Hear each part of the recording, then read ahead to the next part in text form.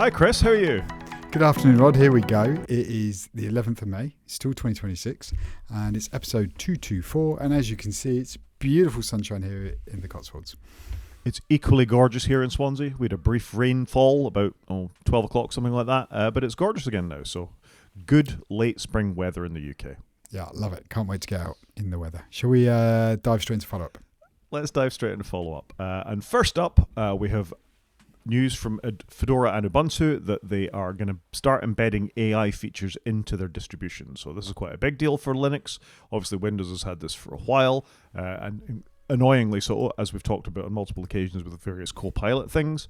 Mac has it in terms of Apple Intelligence, although that's not very good and about to get better. But now both Ubuntu and Fedora are saying they're going to bake some AI features into the kernel. I presume there'll be some means of switching this off at a fairly deep level. Linux users are twitchy about AI, it must be said, but this is interesting and probably not surprising that if you are a developer who builds stuff with AI, then you're going to want that built in your operating system.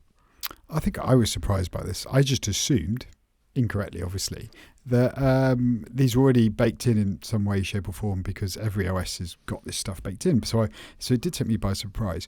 What I did like though is Fedora have basically said they're now going to allow support of AI technologies, but they've also gone, this is not what we're going to do. They've actually said what's not going to happen.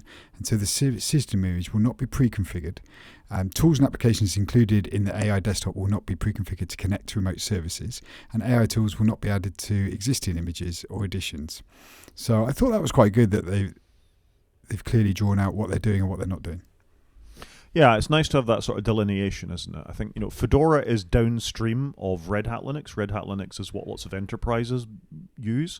So I can't remember who owns them these days, but Red Hat they're definitely more of an enterprise focus than Fedora. Fedora's for end users or bleeding edge users. Ubuntu, which we've talked about before, is made by Canonical. Canonical is a South African/British Linux distributor who kind of for a long time were seen to be the default Linux distribution. It's based on Debian Linux. They're a little more cautious when it comes to tool chains and all the rest of it, although they have made some interesting decisions with things like snaps, which are a means of distributing light applications. Linux has always been a bit weird about distributing things. So when you make decisions to put it it's not in the Linux kernel at this point, but low level in your distribution, this is an interesting thing. And yeah, I agree with you. I think Fedora are taking a more measured approach than some operating system vendors that we've seen. Yeah, I just thought it was quite good how they're saying what they're not doing, because a lot of people tell you what they are doing, but they don't usually say what they're not doing. And I quite like the line and the view they're taking with it. I think it's good. Yeah, clarity is a good thing. A bad thing for Linux, however, is another exploit. This is called Dirty Frag, which is not a great name for anything, I've got to say. But this is sort of hot on the heels of last week's copy fail patch. My brain is not working this afternoon. Copy fail exploit that came out last week, which there was a patch for. This has no patch as far as we know at this point, and is not a great exploit. We're seeing you can see how the mindset is moving towards attacking Linux. For many, many years, it's been for attacking Windows.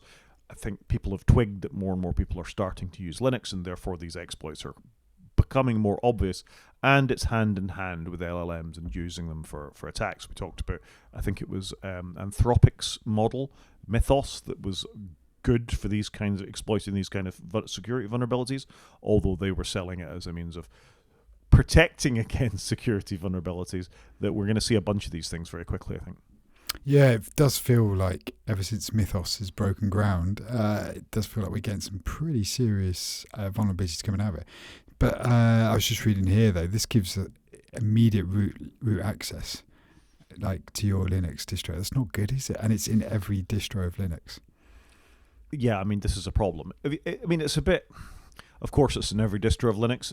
It's like these things that affect every distribution of Windows, 7, 10, 11. If there's something that goes back to 2017 that's still part of the operating system, then you're going to have these kinds of exploits out there. So that doesn't surprise me. I just hope at the time of writing this, and I'm looking at the date, this was on the 8th of May, there was no patch for this. Hopefully there's been a patch since. Yeah, fingers crossed on that one. But you'd have thought there'd be an update or a link to a patch, so I'm a little worried about that. Yeah, it's not. It's, as you say, it's not great. Something else that's not great for Elon Musk is that he's potentially facing a criminal probe in France. So this is part of the fallout of, we talked about it extensively on this podcast, about the distribution of almost child pornography on X. You know, when you were having the Nudify apps and all these things were more or less being completely allowed by X and Grok more specifically.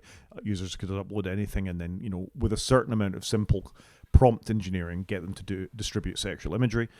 He was called to be part of the French criminal investigation of this. He didn't reply to the summons, which basically means he could be facing criminal charges. So that's not good. It's not good. It was optional, and so did Linda Yaccarino, so the previous CEO. They both got called up. But we both said at the time, nothing really seemed to happen to resolve this. It seemed like, this is fine, whereas it's not fine, and they should have just dealt with it quicker. It's not good.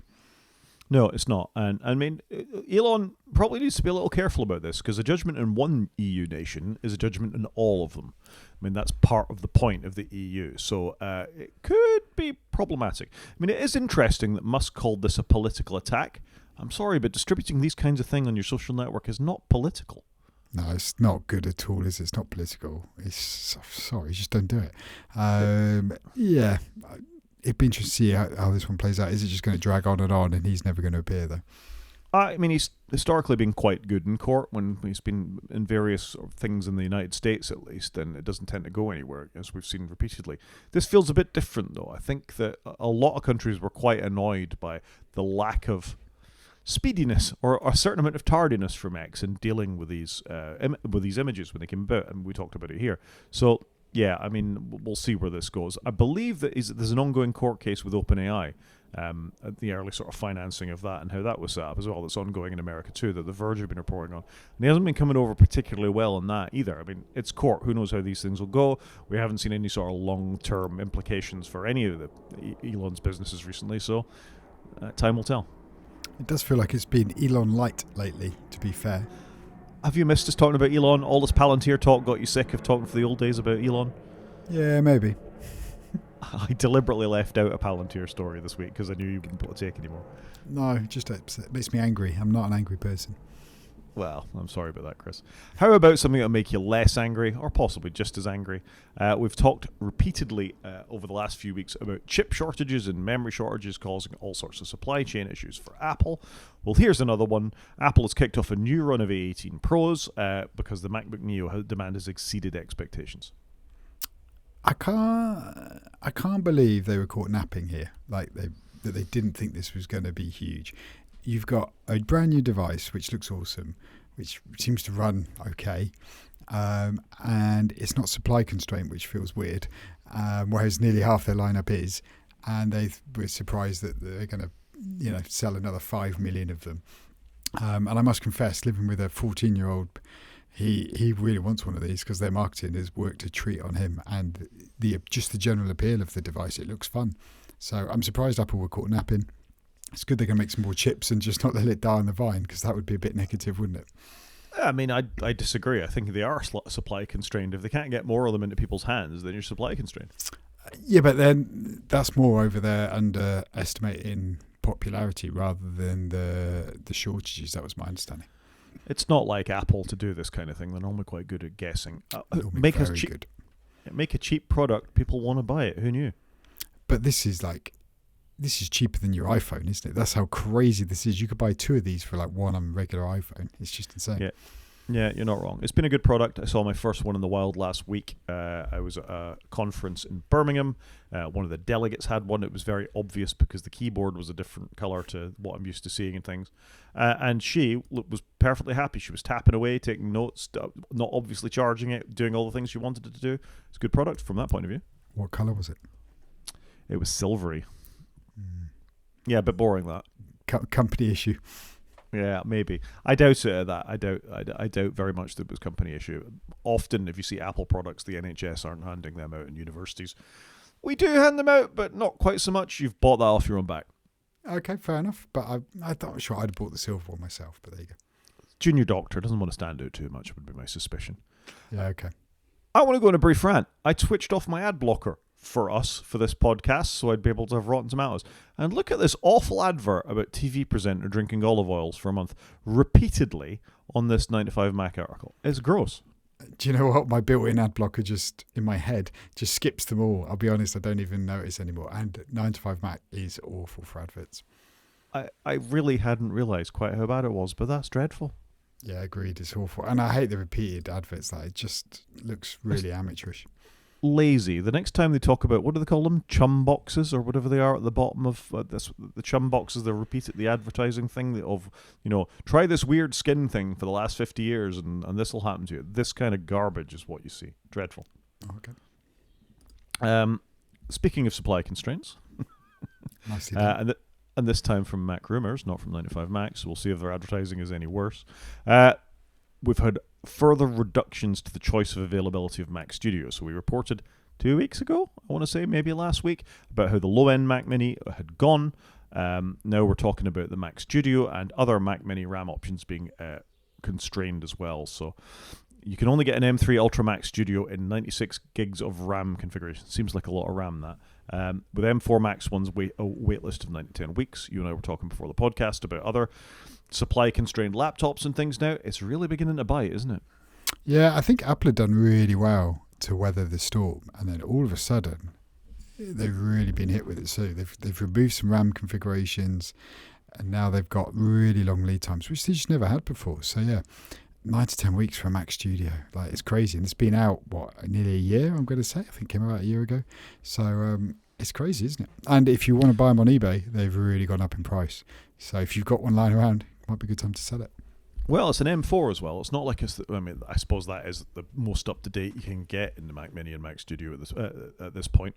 But yeah, it's not even the newest chip. So are they deliberate? They're not deliberately constraining them, but presumably at this point in the life cycle of the M3, M4 chips, they wouldn't be expecting to make more. And as it's silicon and it's all on the same die, it's a bit of a thing to make more. Why would you make more of the old ones when you've got the new ones coming out in 10 minutes or something like that? So, I mean, who knows? Even as we're speaking on a Monday, unusually for us, maybe tomorrow, Tuesday, there'll be announcements. But this is bad. If people want to buy your product and you can't satisfy that in any sensible way, it's a problem. Yeah, I'd agree with that. I don't think we're going to get any announcements, by the way, but it is really bad, isn't it? It is really bad. Something that's less bad and has been predicted for a while is sideloading. So the release candidate of iOS 26.5 has support for app sideloading in Brazil. And I couldn't find the article, although I could swear I sent it to you in the week, that there was a screenshot of all the exceptions to allow sideloading in EU, Brazil, Japan, Korea. What are you playing at, Apple? Just make it available for all of us. Yeah, this is that death by 1,000 cuts, isn't it? And if Turnus does one thing, John Turnus, the new CEO, what he should do is go, look, we're just going to take all the rules and open it up everywhere. But you sent me a screen grab, I think it was from Mastodon, and it basically just showed all the exceptions in the code for Japan, EU, and now Brazil. It's going to be a nightmare to maintain and test all of this stuff because you've got, if you're in Brazil, do this. If you're in Japan, do that. Everywhere else in the world, don't do that. They're just going to get more fragmented, which is a bit of a shame. And presumably it's to wherever you've got the App Store set. So if you visit Brazil, you're not automatically going to see this. I assume not. It's a real shame that we're regressing like this. But at the same time, well done, Brazil, for getting side loading sorted out, because this is just a thing that should be there. Yep. Yeah, agreed. Fair play, Brazil. Come on, UK, you can do it. Yep. Put us next on that list of exceptions in the what will be the tipping point? How many countries do they have to do before they go, okay, we've now got the majority now on the exceptions list, so we make it a global rule? Well, just adding the EU adds, 27, for goodness sake? Yeah, it's a huge amount. It's a huge amount. It'll be America, won't it? America will be the tipping point. Yeah, I guess so. Why wouldn't it be? Because of course it will. Do we do some news? Do the news.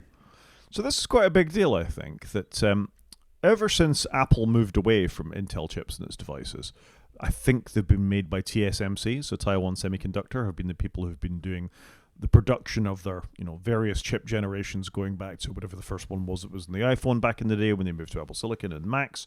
Obviously, we've got several generations of that now. We're up to A20 as the next forecasted one. But apparently, Apple and Intel have reached a deal to produce future chips. So obviously, Intel are managing to pull the fingers out and make 3 nanometers and below. After Apple nearly killed Intel by moving away from them, they're now giving them an olive branch. Look, this is great. I don't think anybody wants to see Intel fail, so this has got to be good, right? That they carry on and all the people that work there keeping their jobs and stuff. So it's got to be good, hasn't it?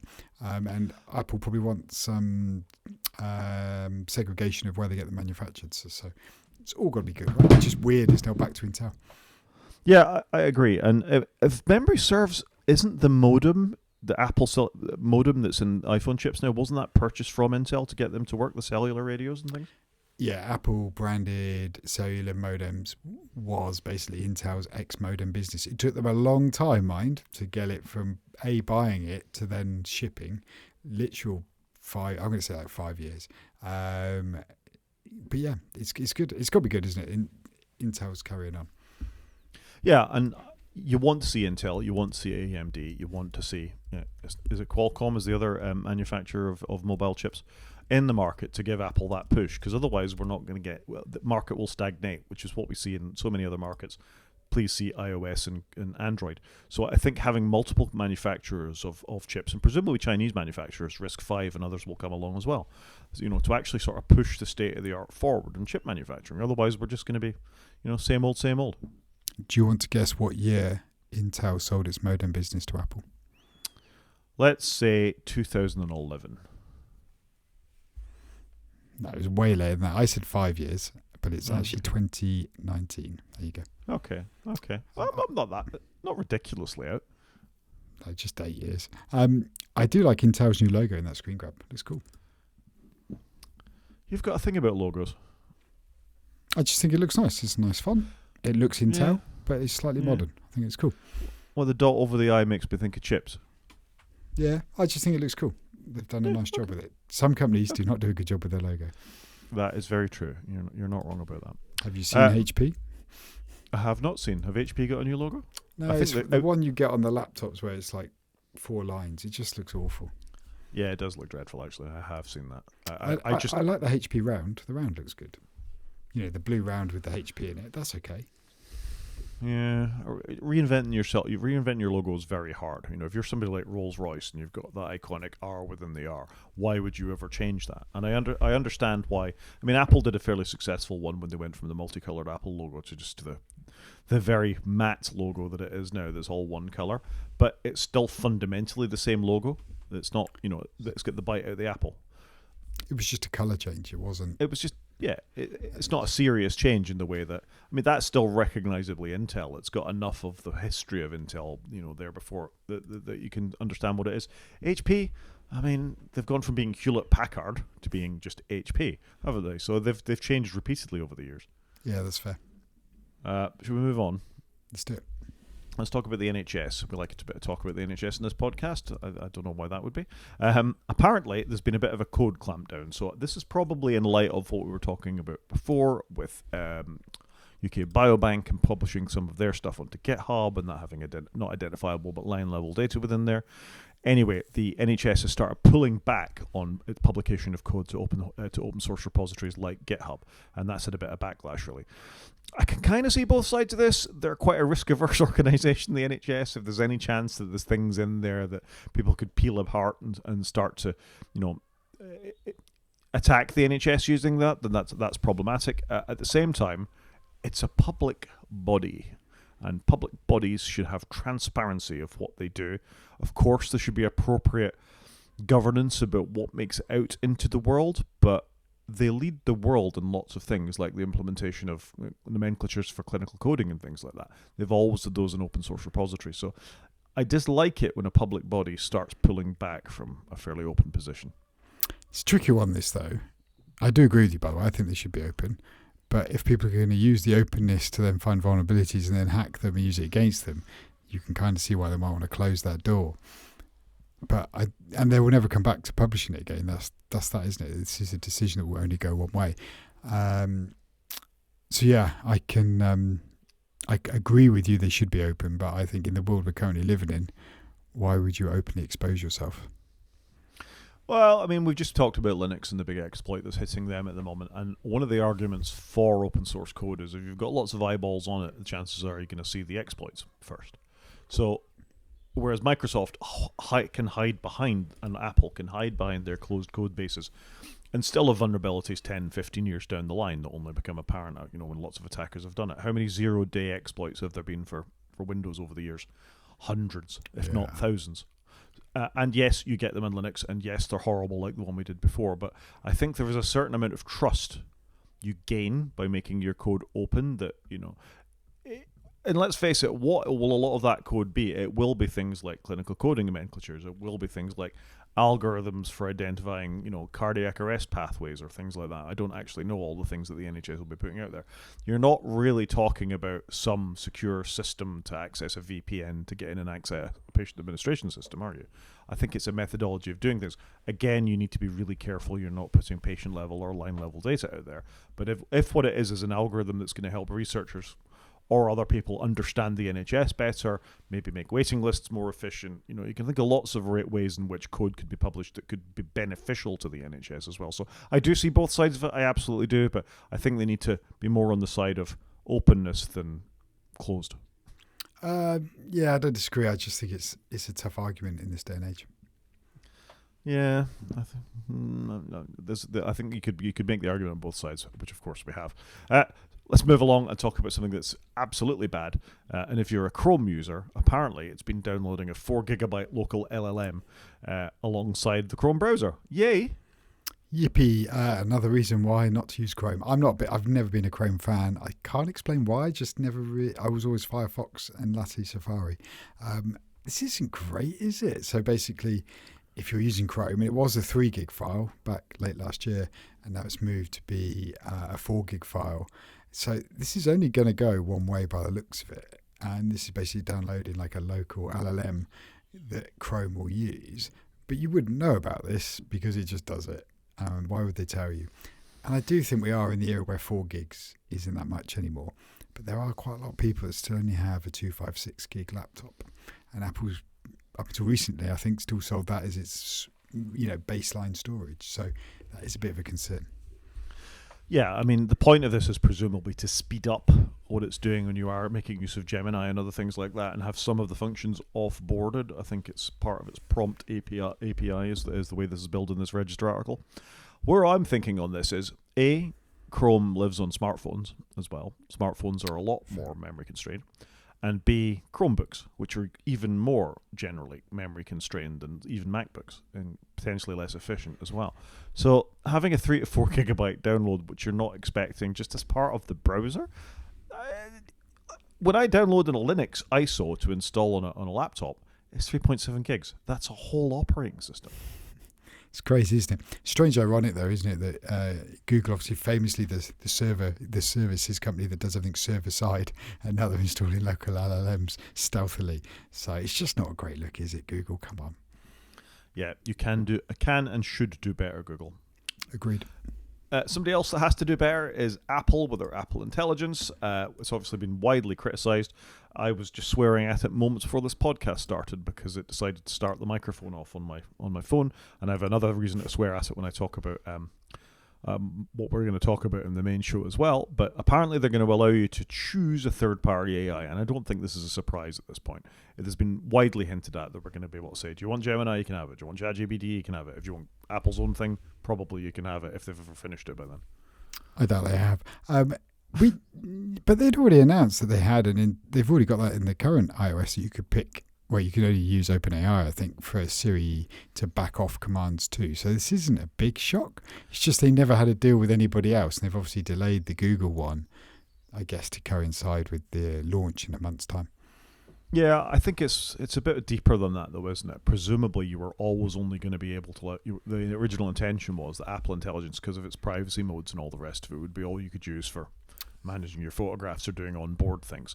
This is presumably, actually, I don't want Gemini. I want Anthropic's engine to manage all my writing, my image generation, my photo management, I don't know, why isn't the settings button working, all that kind of stuff. Yeah, okay, fair enough. Okay, I was expecting more there, but okay, fair enough. Yeah, I'm struggling to get excited about Apple doing anything with AI. I think that's the problem, because until we see it, and how much are Apple doing and how much are they backed off to Google or OpenAI, don't know. But I just can't get excited by it because I think they've just been such a damp squib with it up until now. Yeah, fair enough. And last but not least, you sent me a story a couple of weeks ago about Notepad++, a famous Windows code editor coming to the Mac. And I kind of went, because I'd forgotten Notepad++ was a thing, because I've been a Mac user for many, many years, and it seems like there was no permission to the developer. That's nasty.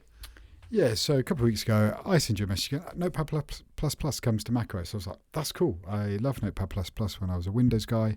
It was an awesome app, really good for hand coding stuff. It just supported languages, really lightweight, just generally what a great app. I was like, oh, that's cool. It comes to Mac. Maybe I'll take a look. Never got around to taking a look.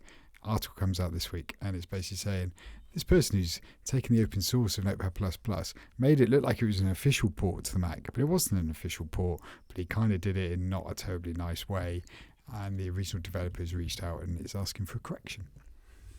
Yeah, so obviously give people attribution, don't steal their stuff. That's not very clever. It might be open source. Sticking it on a Mac with Notepad++ is bad. There are lots of good code editors on Mac. I would recommend again Zed is quite a good one. It's very fast. It's written in Rust. It's a well-designed engine. If you want to use Notepad++, A, use it on Windows, or B, call it something else and reference the original developer as is the right thing to do with open source code. I concur with everything you've just said, I think. So I won't be checking this out. It's annoyed me. Yeah, I think that's perfectly fine. And I'll say it again, there are lots of good code editors to choose on Mac. You can use VS Code, VS Codium, BBEdit, Zed, like I've said before, many, it even comes text edit is almost usable, almost. And if you're a terminal guy like me, you can just fire up VI inside of the shell anyway. Zed looks proper geeky. I've just checked it out. But what gets me is they've got like an interactive screenshot of it where you can scroll inside the window of the screen grab. It's very clever. I've suggested some of you might like. There you go. Download Zed and check it out, Chris. Yeah, maybe. It looks too geeky for me. You are geeky, mate. Sadly, not as much as I would like. Media? Let's do the media.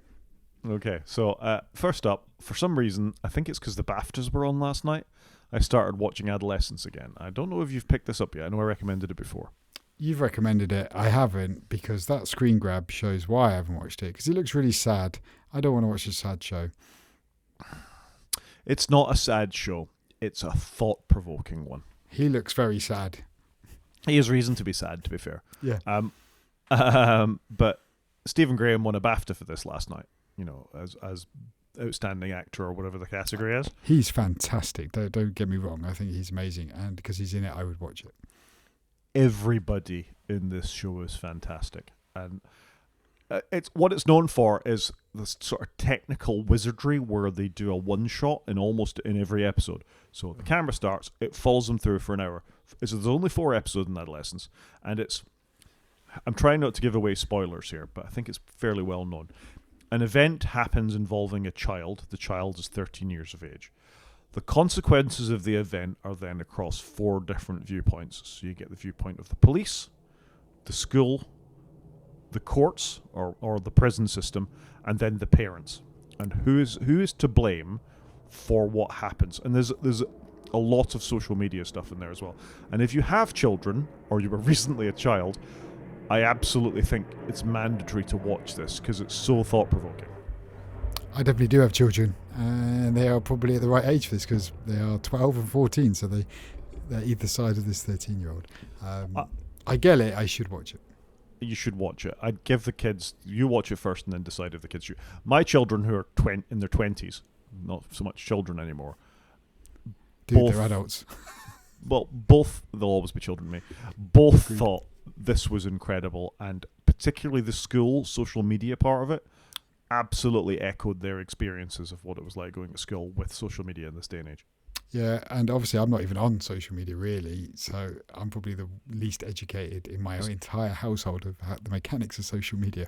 So you should be watching this, really. And if nothing else, it is an absolute tour de force by every single actor involved in it. And the technical ability of everybody is fantastic. Stephen Graham is down as an executive producer, also a scriptwriter. I didn't notice this last time I watched it. Brad Pitt is down as an executive producer as well. Stephen Graham, he is good. And he did do a show, I think it was called Boiling Point, where they filmed it all in one take as well, like a less serious-looking TV show than this. So I do like him a lot. I think he's very good. Yep, so I'm watching it again. I'm thoroughly enjoying it. 2 to go. Something else... Got quite a low score on the popcorn meter there, though, but so the viewers gave it 74%. quite. Yeah, it's probably because it's controversial content that they've actually, you've got. It's not an easy watch. If what you said is a happy-go-lucky show, this ain't that. I don't mind a show that's a little challenging. This looks very challenging. I think that's my concern. In a good way. Okay, understood. Just watch it, Chris. That's what we're going to boil that down. When I next get Netflix, I will take a look. All right, For All Mankind, now in season 5. I don't know. I know you watched the previous seasons 4. Have you started this one yet?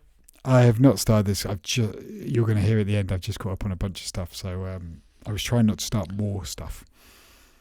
Yeah, I've been watching it. I think there's 3 to go. I think it's pretty good. I gotta say, I've struggled a bit more with it as time has gone on. Certainly the first season was excellent. The second season was good. The third season was all right. The fourth season was tolerable. The fifth season is. I think they've lost touch a little bit with what made it great. Let's make For All Mankind great again. It's still not a bad show. It's still very compelling and interesting, but the characters, there's a lot of them. They keep moving people into place for the next season rather than focusing on the season that you're on now, and that becomes more apparent the longer that you watch it. I stick with it. It's still good, but I think I'm more in line with the audience here on the 74% than the 91%. Yeah, your tone said you were aligned with them, and I agree with you. Some of them, it does get hard to remember everything that's happened, I think, and you can't always afford to go back and rewatch them all. That is true. And particularly if you've got a couple of years, like with Severance, between seasons, it can be hard to remember everything that's going on all the time. Well, if you recall, when season 2 of Severance came out, I actually went back and rewatched the whole of season 1 because I just couldn't remember what had happened. No, I'm a huge fan of Foundation. I think it's one of Apple TV's best shows. But so much happens in a season of that. By the time 18 months has gone by, I need to go back and watch season 2 before I can watch season 3. And it's put me off watching season 3. Yeah, because you've got to double your investment of time. You do. Something you don't need to think so hard about, but it's just excellent, is Race Across the World. We're in season 6 of that now. I love this show. It's just got everything I want in a show. I've thoroughly enjoyed the people in this series. Normally there's one couple in the Race Across the World. I'm a bit like, it's time they should go home. None of them I feel like this time. They've all been terrific contestants. Strongly concur with you there. I'm not quite caught up, but I'm 3 or 4, maybe 5 in. I can't remember where I've got to. Yeah, Tbilisi is where I'm at. Tbilisi. I'm going to go against the show notes slightly, Chris, and you can tell me you've got War Machine in here. I put War Machine in here because you watched War Machine, and for some reason I then watched War Machine, and I think I would concur with the popcorn meter of 60-odd%. I enjoyed the start. I thought the start was good, and you knew what the story was. They did stretch it a little bit, and I don't know. It was a little too predictable, sadly. Quite gory. Yeah, quite gory. I quite enjoyed it, though. I got to say, this was believe me, I was expecting a 50% movie, and I think the 64%, which I'd agree with, that was fine. It's a perfectly watchable film. Not a bad film, not a great film, slightly better than expected. And I thought Alan Ritchson was great in it. He was very good, and like I said, I was enjoying it at the start, but I don't know, it just seemed too cliched for me. I think that's perfectly fair. And you've also written Taskmaster, Friends and Neighbours, and Who Wants to Be a Millionaire. So I had a massive catch up on stuff. Really enjoyed myself. So I've watched. I'm annoyed because I'm up to date with Taskmaster and I wanted more. Give me more. So that cheesed me off. I didn't realise that I'd call up. I thought I was really, really far behind. Then I've been watching Friends and Neighbours. Did you watch season 1 of this? John Hamm, Apple TV. Nope. Loved season 1. Season 2's okay, but again, I've annoyingly caught up with myself, and it's good. But it feels like they're stretching it a little bit from the first one. But it's got a hell of a cast in it. And then finally, I watched Who Wants to Be a Millionaire.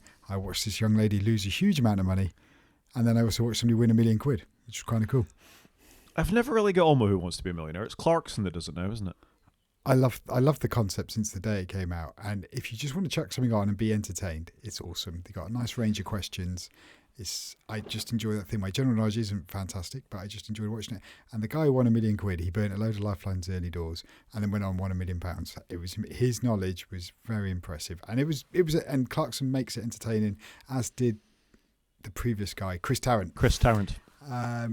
Just generally enjoyed it, and what blows my mind with that show is it hasn't really changed. They've tweaked it a little bit, some of the milestones and stuff, but nothing major. It's still the same concept as it was 30 years ago.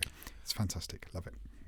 best thing about Who Wants to Be a Millionaire is it's featured in Slumdog Millionaire. Have you seen Slumdog Millionaire? Yeah, and I was telling my son about that, and I quite fancy going to rewatch it, to be honest. Yeah, it's a good film. I haven't watched it in years. Obviously, Danny Boyle, who I've got a lot of time for, great director. Trainspotting is one of the best films of all time, and I'll fight anyone who says otherwise. Sounds like a true Scot. Well, absolutely, I'm going to say that. Even though Danny Boyle's not a Scotsman, I think he might be an honorary one because of that film. And Slumdog Millionaire is a great film. I may have forgotten enough about it now that I think I'd enjoy it on another watch. Yeah, I would agree with you there, but it was just enjoyable. So there were 3 TV shows I've caught up on, and very different TV shows, but I actually enjoyed all of them. And there you go. I just want to come back to Taskmaster. Good cast this year, huh? Stellar cast, really good, very funny. Seem to overlap well. They're good in the studio segments at the end. They're good on their tasks, very funny. It just seems to work. They do. I don't know how they pick them, but they've picked really well. Yeah, and I love the whole Kamal Nanjiani. He's so famous thing. Yeah, he's good. I didn't know he was that famous, but he's good. He's pretty famous. Who knew? He's been in a Marvel film, man. You're so in touch with media. Speaking of being in touch with media, I actually touched some almost digital paper, because I've been on holiday. I've read 2 books. 2 books, look at me. So the first one is a new series by James S.A. Corey. James S.A. Corey is a bit of a misnomer. It's actually 2 people, not 1. And why they're interesting is they used to be George R.R. Martin's editors. So the guy that wrote Game of Thrones, this is the people who used to edit the Game of Thrones books. And they started their own book. The series was called The Expanse. The Expanse became a major TV show on Amazon. I think there's 9 books in The Expanse series. It's fantastic hard science fiction. They've actually thought about things like the physics and yada yada yada. And this is an interesting new series by them that I picked up because I think they write quite good pulpy hard science fiction, if those 2 things aren't too much of a misnomer. And I just thoroughly enjoyed this. It's set at some time in the future. There's humans on another planet. Some basically godlike aliens come along and just completely destroy everything. And it's about how the human beings cope, just being chucked into the melee with the idea being aliens. Their morals aren't the same as ours. Their thoughts and ethics aren't the same as ours. How do you live in a world where everything is alien, even their approach to things? And I just quite enjoyed the concept. Okay, I don't read a lot of space science fiction, I must confess. I do note that the genre here says space opera, which I find interesting. Yeah, it's something I don't know a huge amount around. I will read a little bit of science fiction, but you read a lot more science fiction than I do. I do. I read the other stuff as well, which is fantasy, and of a note, because I watched the Night of the Seven Kingdoms TV show, which I thought was excellent. I also then went and found George R.R. Martin's Night of the Seven Kingdoms. He wrote 3, they're basically novellas about some characters from set about 100 years before the events of Game of Thrones. There's a knight who is Dunk, Sir Duncan the Tall, and there's Egg, who is actually one ends up being a king of Westeros, although that's not immediately obvious when you start reading the books. It's not much of a spoiler. He's Aegon Targaryen. Very readable little books. If you've ever had a vague interest in Game of Thrones, I think Night of the Seven Kingdoms, certainly the TV show is a good place to start. And these are very readable books. Fair enough. I do like a novella, I must say. Something that you can just whiz through generally in one sitting. Yeah. And that's it, unless I've missed anything in the media. I did joke earlier that you're having a midlife crisis. You started reading actual books, because normally that's my job. Well, I struggle to read because I read quite a lot for a living. I read academic papers and things like that for a living. So actually taking time back and reading for entertainment again, which, let's face it, I used to love reading for entertainment, feels like a bit of a step occasionally. Yeah, no, I get it. And you always used to read way more than I did when we were students at university. So, no, I'm there. I love a good book. I must confess I read a load on holiday and then I've struggled to get back into it. So for me, it's very peaks and troughs, I think. I think we're all like that. And when you are busy and you've got work to do, then sometimes you want brain off and just absorb a film or something like that instead of. I feel like you engage more with the book because you're obviously working harder to work out the characters and the situations and things like that in your head. It's more active than passive. I completely agree. Main show. Let's do the main show. So what have we got? So I've been a foolish boy and I've changed my iPhone just before September. Why would you do this? Okay, so let's go through it. First off, I've bought an iPhone 17 Pro. It's a lovely blue. Yeah, I was going to say, you need to turn it around when you see the blue. It's a lovely blue phone, not like your... Are you pleased with the blue? I'm very pleased with the blue, actually. I was initially a bit disappointed. I got it slightly cheaper because blue was the only option if I went for it slightly cheaper. Obviously, not a lot of people bought the blue, so that's worked out okay for me. I saved about 100 quid, I think, over the full price. So. That's a good amount of money. Yeah, I think it's worth going for blue for that point. And I actually really like it. I think it's a nice, subtle, dark tone of blue that I'm happy with. What shall I talk about? Let's talk about the actual device to begin with. I've gone Pro this time and not Pro Max. So that's the first time since the iPhone 13 that I haven't bought the bigger phone. And what's your logic here? I feel like I'd have something different for a change. I've had the same size phone going back many, many years. So I wanted something that felt different in my pocket more than anything else. And how does it feel? Is it good, bad, or indifferent? It's definitely good, I think. Bizarrely, I don't think it's that much lighter than the Pro Max I had before, because obviously the materials have changed. They've got different batteries in them. The cameras are weightier. And one of the reasons I always used to go for the biggest phone was there were elements to the biggest phone that it would have a better camera. The Pro Max used to come with image stabilization and the lenses and things like that. But that differentiation is long gone. It's literally now about which size of phone and which size of battery you want. So you need a slightly bigger screen. So I think the points of differentiation have gone. So yeah, I quite like it. Agree, yeah. I quite like it in the hand. I'm still not a big fan of this slightly different coloured material, which I presume the radios are in. Yeah, you can, depending on the light, it can look quite different, can't it? I've got used to it, but I'd agree with you. I think it's the one area where if they could get it more on parity so it looked like one colour, I think it would look better. I think it's more obvious on the orange phone than the blue, I got to say. That even in the picture from Apple, which I'm sharing there at the moment, it does look a different orange to the rest of the orange on the phone. And yeah, it's different, but it's not quite as... It's not as jarring, is it? It's not as jarring. So I quite like the phone. Physically, it is easier to type. It's easier to do all that kind of stuff. My font size feels a bit reduced, and I've got old man's eyes these days, so I do slightly struggle with but it's not the end of the world. I can see it without my glasses on, so that's fine. And it feels nice in the hand. I can get my thumb all over the keyboard. I can type one-handed. I don't feel like I'm stretching from one side to the other with my thumb like I was with a bigger phone, so that's all good. I would concur with all that. I don't think I could go back to the Pro Max. I had a Pro Max when it was the iPhone 12, and it was just too big for my little hands, if I'm being honest. And I once managed to chuck in my pocket. Since I've gone back to having an iPod, I'm like, man, these iPods are really light and really small. And I'm like, how did all our handheld devices get so big? And devices are so big now. Yeah, I'd agree with that. I will say from a physical point of view, it does not, other than when I was doing the transfer, which we're going to talk about in a minute, it does not get hot. This whole vapor chamber thing wasn't vaporware. It actually does feel like it's doing something. Yeah, no, I think that's fair. I've had it this whole time, nearly not a year, but whatever, 9 months. It's been fantastic. Very, very cool. I didn't have the 16, which I believe the 16 got incredibly hot. I never had that phone. But no, it runs really cool. I really like the feel of the whole phone. I like the rounded corners, the feel of the materials. I think it feels genuinely like a premium device. It's lovely. Yep, I agree. I have bought a very cheap £10 case for it, which has got a little bit of a felt lining in there so it doesn't get scratched, because I don't want the big scratchy things around the edges like I saw lots of people getting. And just for a bit of variety, really. That I was caseless for the last 9 months on my 15 Pro Max, and it felt like a nice device. It survived quite well. I had one slight scratch across the screen, but the rest of it looked brand new. But because this is new and shiny to me, I thought I'd stick a £10 case in it and just see how that goes. Fair enough. Moving on. The transfer to the new phone was absolute hot dog poo. It was truly dreadful. It failed 4 times. I tried phone to phone. I tried phone to phone again. I tried from iCloud. Then I tried iCloud again. And thankfully I went through on iCloud the 5th time of asking. Both phones were on charge. Both phones were next to each other. Both phones were on a very fast, wireless network near the router. What the hell, man? I've got no good answer for this. Occasionally I struggle. I also got a new iOS device this week, and I had to do it twice to get it to take, which was frustrating. So I can only imagine your pain. It's different when it's your phone.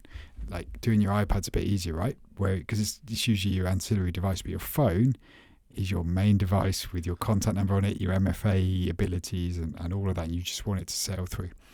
And the uncertainty about what's where, has that made it over? Are my contacts there? Is my banking app there?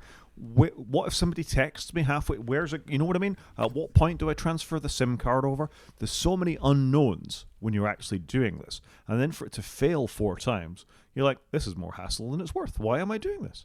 Yeah, I'd agree with you. And it does take the sting out sometimes of getting a new phone or the excitement. Because you're like, why have I done this? I could have just stayed on my old phone and it would have been fine. Yeah, this is lots of hassle. And at that point, it's probably worth saying, why have I done this? I did this because, A, the battery was getting on a little bit. It wasn't terrible. It was a big phone anyway, so it had a bigger battery, but it was becoming noticeable that it was less reliable than it used to be. The USB-C port was annoying me, that if I put the wrong kind of cable in, it wouldn't settle into it properly. It might not charge when I thought it was charging. So that combined with the battery was a bit of an issue. And then the thing that really drove me over the edge was contemplating buying a new phone this year and the shortages of everything drastically affecting the price. Now, Apple will be able to absorb a certain amount of that, but not all of it. And I would probably want the folding phone, which is due this year, and that's likely to be astronomically expensive. So if I got in early, I can let the folding phone get through its teething problems, see how people get through with it, all the rest of it. Hopefully the RAM crisis of 2026 will be past it, and we'll be able to have slightly more affordable gadgets in the near future, and I'll have a good phone in the meantime. I can kind of see your logic there. I do wonder how Apple are going to manage this, because we've seen it, haven't we? And we talked about it already. They are struggling a little bit, whereas we haven't had that from Apple before. They seemed impervious to the RAM/processor/storage issues that are happening. So I can kind of see why you've done it. I'm 50-50 what I'm going to do based upon the rumours. I don't want to drop $2,000 on a phone. I probably don't need the iPhone Pro 18 Pro, whatever it's going to be called. So yeah, I think you've probably done the right thing. You've got it a little bit cheaper. You've got something that will be more than good enough. And it does make sense. And like you, I mean, Apple's prices are only going one way, and with the current climate, it feels like they're going to jump again more than what they would in a normal year. So I can understand why you've done what you've done. Yeah, thank you. It's odd. I found things that were surprising. I'd forgotten we have an 8x zoom now. The first time I fired up the camera, I'm like, oh, I've got an 8x zoom. Who knew? Yeah, so let's talk through that. So the differences you've noticed are you've got the zoom. You've got the camera button. How have you found the cameras, though? Because now they're all the same megapixels. I mean, it's a bit odd, really, that I'm in a strange place where I'm not taking as many. When I had phones before, I had young children, and I was taking lots and lots of photos of them all the time, and I had pictures of the dog, and I was doing all manner of things like that. And it's not that I take less pictures. There was a classic car show here at the weekend. Just I walked out of my door, and there was a whole range of very interesting cars. I meant to share it with you, actually, Chris, because I know you're a big fan of stuff like this. For example, there was one of those Citroens, I want to say the XM or the SM, the one that was in Carnage Atois with the interesting swoopy thing, yeah? There was one of them outside of my door, pretty much, when I walked out. It was really cool. So I took lots of pictures of that, but I don't need an 8x zoom for that. What I want is just a high-quality lens that I can sort of pick up what's going on quite quickly. And what I notice more than the cameras is the speed at which the cameras operate. So it's noticeably faster than a 15 Pro when you click to take a picture, be it the selfie camera or be it the main cameras. They are taking a picture and writing them to the hard drive, the SSD, faster than what the 15 Pro was. So I very much notice how much snappier the camera app is in all of its functions, more than I notice the pictures are any better. Wow, okay. So I quite like all the different zooms. I do play around with them sometimes. I often try and stick to the 1 or the 4 because then you're using the main one and it's not a crop. I actually quite like the camera. I think it's fantastic, and again another reason why I'm not in a rush to upgrade again this year. The camera control button itself, I'm not sold. You're pointing at your camera control button, so I've put mine back in the case. I have a camera control button now too. Great. It seems a bit inconsistent. I don't know if it's just me, I'm not doing it properly. Sometimes I press it and it doesn't seem to do anything. Sometimes I press it and it launches visual intelligence, which I never, ever, ever want visual intelligence. And My other problem, this is related, so I'll talk about it here, is for some reason I can no longer search at all in settings. I can't search for CarPlay, I can't search for camera controls, I can't search for messages. None of it works. I've turned things off and on, I've signed in and out of things. I can just no longer search in settings. This is my life now. So I can't get to a point where I can work out how to switch off visual intelligence when I press this button. It's really annoying. You get a blue ring around the thing, you take a picture of it. Annoying.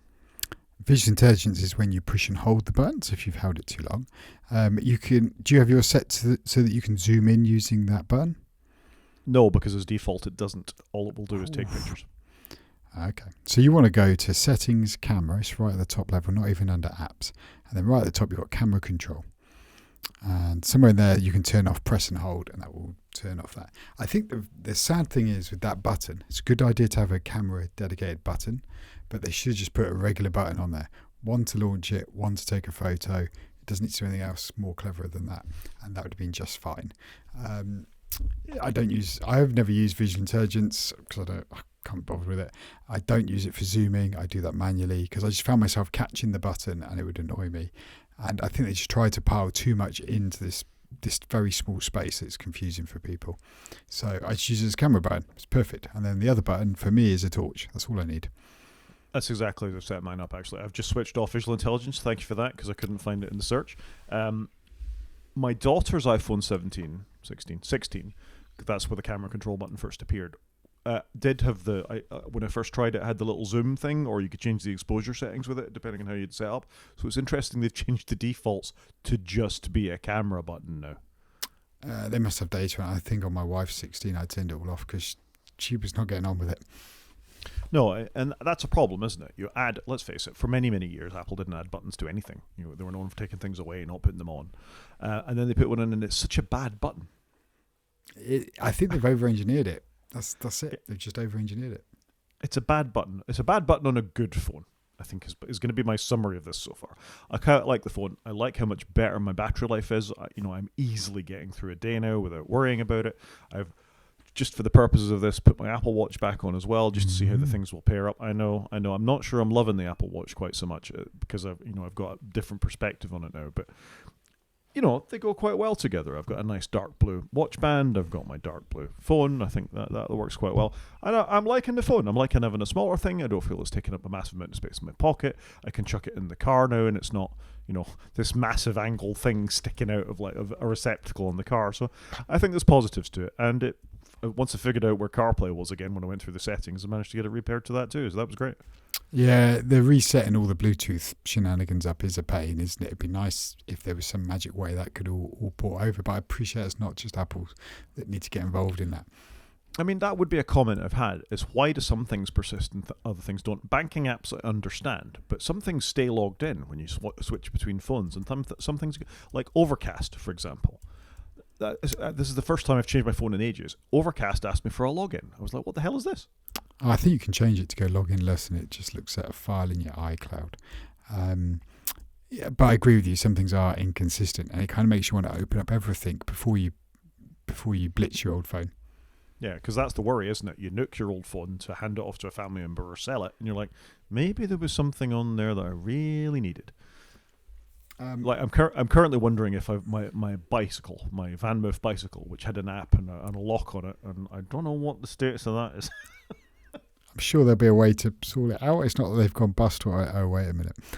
They got bored, didn't they? I think by Cowboy. McLaren. Oh, McLaren. Okay. But you're right there about the battery thing. Like, if only Apple would allow us to swap our batteries out easily without paying a huge amount of money, it would be such a game changer. And it's probably, sadly, why people upgrade the phone. Yeah, I agree. Anyway, it's interesting. I feel like I'm in quite a good place. Hopefully the iPhone 18s don't come along and make me regret everything I've done. But we'll soon see. They're going to be better, aren't they? But I don't think it's going to be a game changer. No. Do you want to say anything else about your new iPad? I got a new iPad.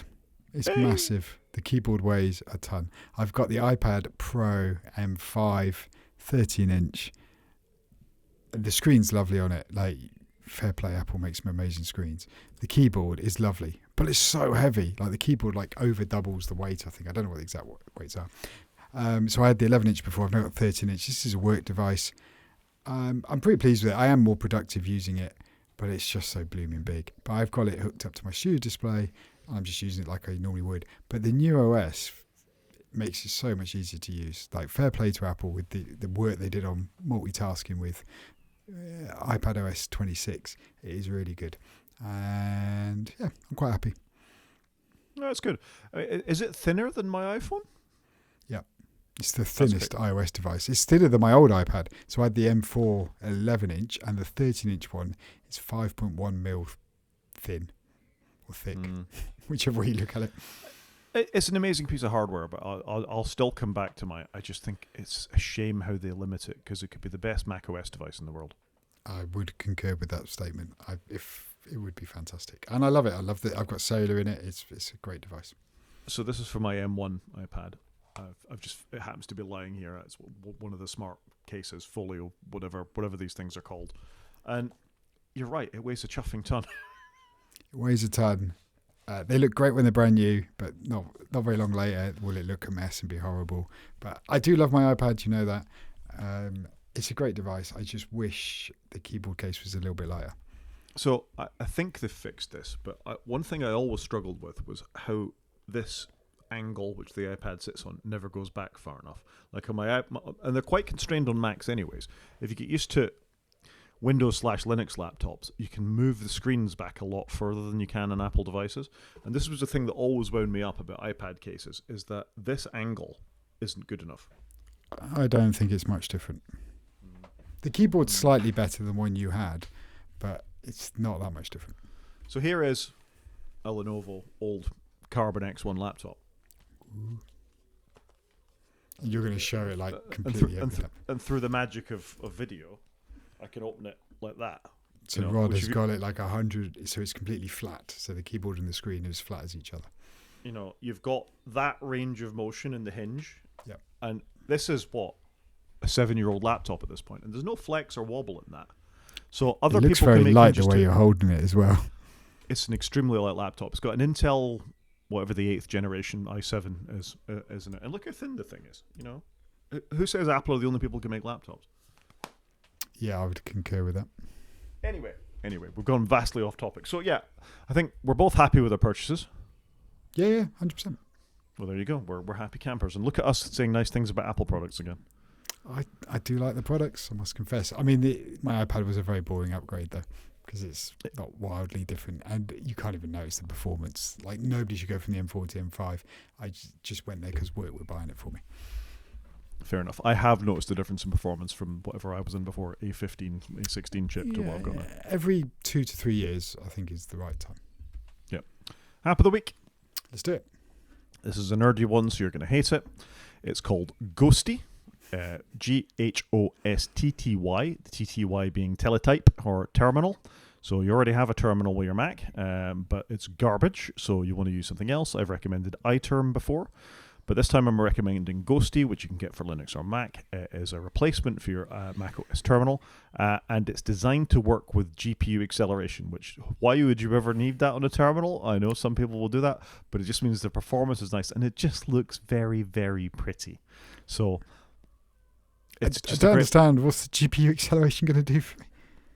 Hey, terminal user apps are now a big deal. You know, if you're typing top, you want it to look pretty. So I'm a big fan. I use things like Tmux when I'm remoted into Linux servers and things like that. It's nice and smooth. It's just a really nice, solid terminal that I'm a big fan of. So if you're into your terminal applications, check out Ghosty. And they, through a fit of ethics, the Ghosty people have just pulled their code off GitHub and they're going to put it somewhere else because they don't like what Microsoft is doing with GitHub. So fair play. Oh, interesting. I've always wanted to be a terminal user, but use it begrudgingly just because my brain's not, I just can't hold the commands. I just don't know enough about it. I can get by. Like, if you just drop me in front of a terminal-only machine, I can open a text editor, I can move files around, I can navigate the interface, I can copy from one place to another, I can do all manner of things with a terminal these days. I've got quite good at it. Yeah, I can't. Well, I'm a GUI kind of guy. I need to do some teaching. And last but not least, what is your thing of the week? So I've talked already about my iPad. I got plugged up to a monitor. I got my Mac here plugged up to a monitor. So I've gone with continuity. So I ticked the continuity box because I was on my work iPad earlier. And I was like, I just want to change the track playing on my Mac. Move my mouse over, and it just worked. Like, and I've got 2 mice and 2 keyboards in this office, and I can use either one to drive either machine. It's quite cool. So I put continuity in there. Some of the continuity can be annoying, like why is my iPad telling me I'm on a FaceTime call with you right now? I know I'm on a FaceTime call. But the bit where you can share the keyboard and the mouse, I thought was cool.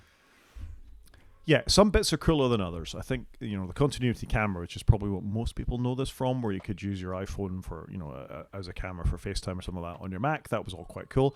The bit I like, and it comes under continuity, is the universal clipboard. So when I copy something on my Mac, I can paste it on my phone, because the iPhone has got no, clipboard history, which is absolute rubbish. Let's have that in iOS 27, please. 27? Yes, 27, please, Apple. That's what I want. I've got clipboard history now with Spotlight, although it's not very good. Give it to us on our devices next. But however, I think there are some elements of continuity that are great, some that absolutely infuriate me, like the thing you've just said, plus, wait, now you've used your iPhone once as a microphone, now you want to use it everywhere for everything, don't you? No, I absolutely don't, Apple, ever. Nope, agreed on that. So moving the mouse and the keyboard, though, is cool, and I like it. But when I've tried to do it headless, I haven't got a screen on a Mac.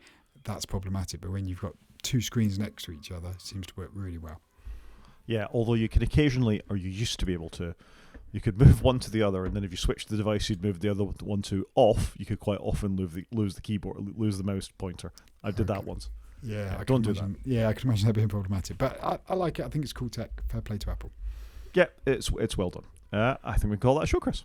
I think so. So if anyone wants to get in touch with us, Rod is at g5maniac@marston.scot. I'm at _cgp at marston.social. You can watch on YouTube by going to the website, clicking on the YouTube link, and the website is wakefromsleep.com. Or you can drop us an email at wakefromsleep@protonmail.com. Talk to you next week, Chris. Cheers, Rod.